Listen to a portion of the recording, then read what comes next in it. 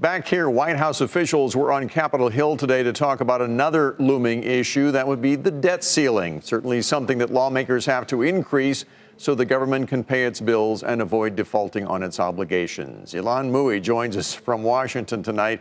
Here we go again. Where do things stand right now? Well, we're certainly closer to a deal than we were 24 hours ago.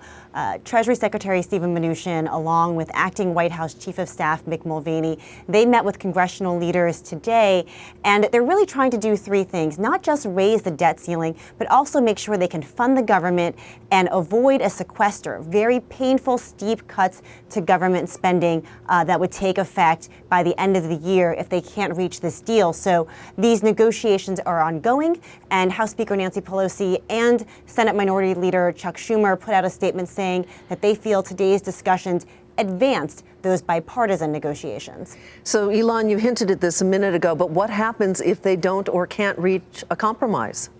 Well, particularly when we're talking about the debt ceiling, it could be devastating for investors. That's something that could shake the faith that investors have in the United States credit. However, Treasury Secretary Mnuchin said that if they can't reach a broader deal, the White House is prepared to offer a 1-year increase in the debt ceiling, as well as a 1-year continuing resolution that would keep the government funded at its current levels. He said that President Trump wants to keep the government open and does not want to play around with the debt ceiling. All right, but what is their deadline right now to reach an agreement?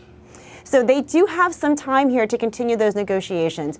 The deadline for raising the debt ceiling is sometime in the fall, likely late September or early October. They need to keep the government funded, however, by the end of the fiscal year, which ends on September the 30th. A little bit of time. Ylan Mui in Washington. Thanks, Ylan, for staying late for us tonight.